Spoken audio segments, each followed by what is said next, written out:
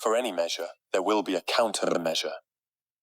The one who knows more wins. As soon as you're airborne, you will be tracked and targeted by hostile sensors on land, at sea, and in the air. The threat systems that are designed to find you, fix you, and engage you are constantly evolving, and for every measure, there'll be a countermeasure. Nobody is invisible. There seems to be this myth about stealth. So people think stealth makes planes invisible to radar, which it doesn't. What it does is, for example, the F-35 has a radar cross-section of a bird. So if you were to tune your radar to be able to see the F-35, you're also going to see every bird in the sky. So it just overwhelms everything. So of course, makes sense. But, like anything else, spy versus spy, as the sensors get progressively better, stealth has to keep up. And it's a constant back and forth between the two technologies, sensors and stealth. If your plane is stealthy today, will it be in a week? Will it be in a month? Will it be in a year?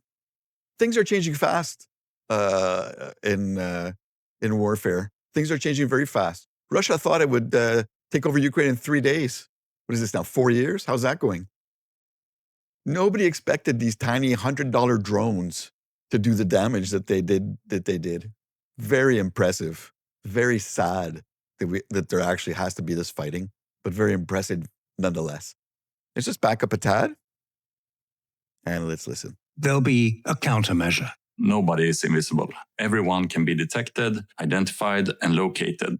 Then how do you win against hostile radars, sensors, missiles, and fighters? It's the domination of the electronic spectra trying to use our tools to defeat the other one, not by weapons, but by electronics. Your aircraft and your weapons need to operate across an invisible electronic battlespace. To survive in the battlefield against any threat anywhere is about avoiding, denying, deceiving, defending against all threats. By having EW built into its core from the start, Gripen pushes the boundaries for what a fighter can do. Every aircraft is armed with an optimized sensor and emitter architecture that matches or exceeds those of much bigger, dedicated...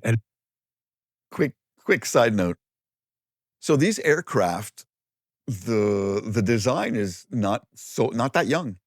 And we hear this a lot about, it's an old plane and whatever. But the thing about it is it was designed for upgrades. When we look at the first F-16s, just beautiful airplanes, the shape, the contours, fantastic. And then with time, they needed to fit more hardware. And then you see these lumps on its back and these weird shapes and so on. Same thing was true, of the A4 Skyhawk that got transformed with a huge hump on its back. One plane that's fared really well, and is still just, I think, an incredible airplane, is the F-15 Eagle. F-15 Eagle was, what an amazing airplane. It's been upgraded and upgraded and upgraded. So there was something called a Silent Eagle. I don't know if they sold any of them, but they were trying to make it more stealthy by changing I guess the paint, and also the tail, the tail surfaces were kind of canted a little bit. What's cool about the F-15 also is, once upon a time in Israel, one of them was hit, I guess, by a missile or something, and one of the wings was sheared right off. And the pilot, after he had landed it, said, it felt a bit funky and we had to land pretty quick. But then when he looked at the damage, there was actually a wing missing. Now, no plane flies without a wing. And when he looked at it, he said, had I known that the damage was this bad, we would have bailed out. We would have never tried to land. And when Boeing showed up, they thought it was a joke. They went to Israel to inspect the plane, and they thought, they were just being pranked. But the F-15 is such an amazing design. It's actually, it's a lifting body design inadvertently. Amazing aircraft, twin engine, just beautiful. Still out there today, still top of the line. So I don't think age necessarily has anything to do with an aircraft. Don't we have DC-3s flying from the 1920s or 30s rather? Don't we have B-52s? Don't Americans have B-52s that are over 50 years old? The B-52s are actually older than the pilots that are flying them now. Pretty incredible. And they're not new planes. They're the same airframe, just basically super well maintained. I think they've re-engined them also. Okay, let's back this up a tad. I'm going on about all kinds of things, and let's continue. Architecture that matches or exceeds those of much bigger, dedicated electronic warfare platforms. Every Gripen has a fully networked onboard sensor system, combined with multiple advanced tactical jamming capabilities. Spherical coverage is a defining feature, with no blind spots and maximum effectiveness in every direction. The pilot can maneuver however they want and still be protected. Ultra-broadband emitters and receivers are distributed. If I'm not mistaken, the Saab, was it Saab Vision or one of those, was the first to do the Cobra maneuver. So Sweden's been doing this for a while.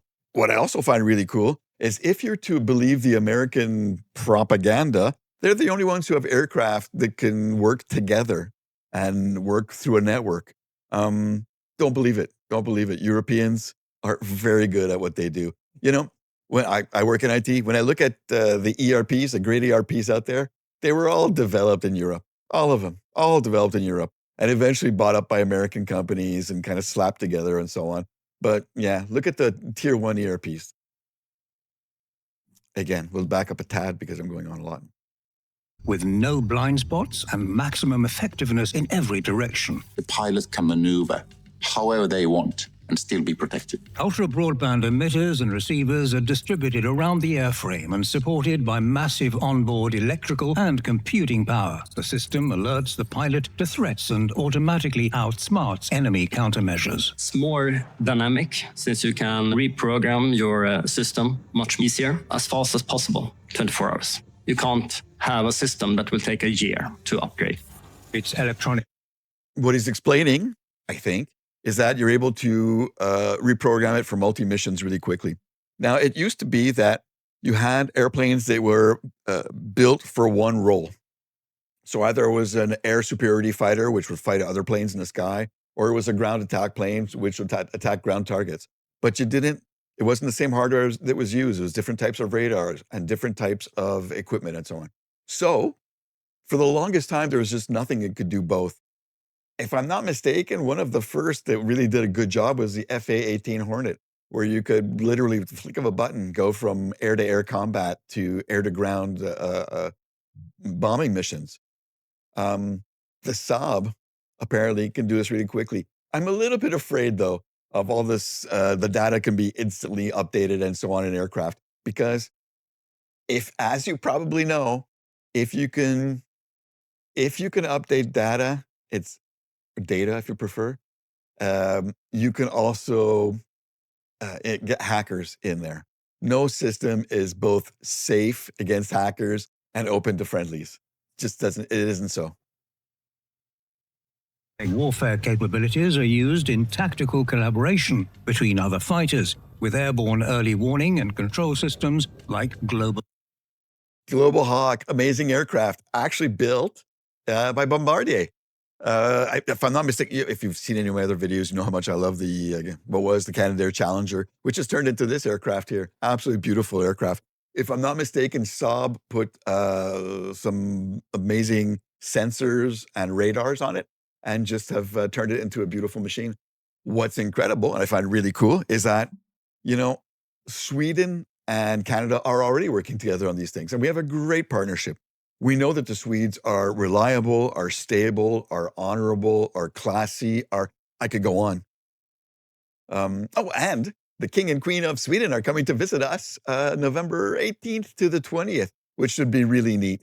In the comments, we have trolls, which is cool. In the comments, we have trolls that have gone on about how the king, how the royalty from Sweden is coming to meet the Canadian royalty.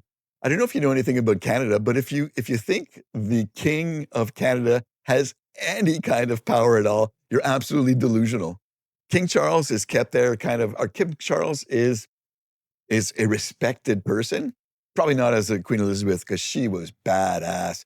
When everybody during World War II was telling Queen Elizabeth, go to Canada, you'll be safe, she decided to stay in England and fight it out. Also, she's got corgis, so anybody who loves dogs is cool in my books. Okay, I digress. King and Queen of Sweden are coming. Fantastic. We're looking so much forward to your visit. And again, Our Swedish allies, we're so pleased to be working with you. And with allied ground and naval Look at forces. that. Collaboration between platforms has always been really important for Sweden, and we are sending the necessary electronic warfare data through the network to be able to do more efficient data fusion. Gripen's capabilities include all elements of electronic warfare. A core capability is electronic protection. Complex waveforms and advanced techniques over multiple frequency bands defeat enemy radars and enemy missiles. At all times, the EW sensors collect electronic data from the surroundings to build an electronic order of battle at long range with high precision and against multiple target types. Electronic warfare at this level makes Gripen the master of the electronic battle space. Electronic countermeasures is the ability to analyze, adjust to, and then counter hostile systems. You need to be able to adapt and react in real time. Gripen's advanced EW system and other onboard emitters disable hostile radars. Their combined power, waveforms, and technique. Okay, again, what is the mission? Canada, in my humble opinion, is not going to be invading any countries anytime soon. Last time we did that was, that was the US. Okay, it's neither here or there. But we're not invading any countries soon. We might be there in support of the Americans like we've always done. And when we're there in support of the Americans, they would go in with their stealth planes first, make sure that we as allies had air supremacy, and then we would come in and back them up. We're not going to attack anybody anytime soon. I do think, though, in my humble opinion, and I'm going to get a lot of grief for this in the comments, but that's okay. I believe that having a mixed fleet would be interesting. Having some F-35s, having some Gripens would be fantastic. The F-35, again, so far invisible to radar, we can integrate, I'm sure. Actually, we can integrate with America's permission. Oh, I hate saying stuff like that. But I do also realize that if you have a mixed fleet, you need pilots that are trained on both types of airframes. You need maintenance people on both types of airframes. You need equipment, you need housing, you need storage facilities, you need parts, you need for both airframes. So it's costlier, yes. But I believe if we get 16, 32 F-35s and the rest are Gripens, we will have saved so much money that we can train extra personnel. Oh, and by the way, our CAF is recruiting. If you want to be a pilot, maintenance person, something along those lines, they're recruiting. And I was going to say I regret. I would have loved to have been in the Air Force when I was younger. So this might be an amazing opportunity for somebody out there watching. Produce wide-frequency jamming effects at long range. The integrated defense system provides effective protection against infrared and radar frequency threats, with fully integrated detection and deployment for chaff, flares, and more complex decoys. A formation of aircraft can deliver wide-area electronic protection and attack. Gripen's network-enabled tactics allow for combined jamming effects. We focused on giving all the platforms a really good electronic warfare capability. So how are Gripen's electronic warfare capabilities used in combat? Airborne surveillance radars, such as enemy AWACS, are located and jammed at range so that the enemy is denied situational awareness and the ability to act. Meanwhile, Gripen E deployed. Once upon a time, to jam enemy radar during World War II, bombers would throw aluminum foil out of their windows, like ribbons of aluminum foil. It was called window, I think. And that would fool the radars into thinking there were a zillion aircraft when there were 100, and they couldn't really, and also it would just overwhelm their systems. So like I was saying before, it's a game of catch up all the time. So you're stealthy, your radar picks you up, you get stealthier, a new radar picks you up. It's just on and on and on. Is advanced weapons backed by powerful electronic countermeasures. Powerful wide-spectrum EW detects, locates, and suppresses hostile radars from long range. Ground targets can be geolocated by multiple... Wow, I'm sorry I'm doing it again. Another thing You know, when Russia invaded Ukraine, they said it would be over in 3 days, and 4 years later, they're still fighting. Never underestimate your enemy. There's the David and Goliath thing. Yes, I know, blah, blah, blah. It's been talked about so much, but never underestimate your enemy. When America went to Vietnam and they expected that to be over in no time, it just wasn't. Afghanistan, same thing. We can name a whole bunch of those, but I don't think we should go there. It's changing very fast. Anybody who thinks they know what war is going to be like in 2 years or 5 years is sorely mistaken. You've seen the videos of the swarms of little tiny drones with the lights on them, air shows up in the sky. Yeah, just put a grenade on each one of those and see what happens. All sensors and then engaged with high-resolution targeting data. Gripen's EW consistently suppresses any hostile... Oh, wait a second. Something interesting here. What's this plane up here? That looks like an F-35 to me. This is an F-16 back here. I guess this is a Gripen again. So yeah, nobody's talking about going at it alone. We're talking about being allies and doing this through teamwork. Air defense systems, providing wide-area escort jamming through contested airspace along with targeting data support. This capability is embedded in every Gripen E. Tomorrow's air combat will be defined by data, and the threat environment evolves rapidly in combat. Gripen E's modular flight avionics allow all tactical systems to be updated within hours. Gripen's new RBS-15 with extended range has superior maritime strike capabilities. Electronic support and suppression ensure that every missile will hit its target. Something I haven't looked into as much as I think I should is the Gripen's range. I think the F-35 has a much better range. Gripen, probably with a few drop tanks or whatever, can be put into range if you want of anybody who's out to be mean to us. Just continue. I apologize. Agility in today's warfare is very important because the technology and the threats along with that are changing in so fast pace. Electronic warfare supremacy is at the core of the Gripen fighter system. In every scenario, it defeats any threat on the battlefield. More importantly, it'll keep outsmarting and defeating those threats for decades to come.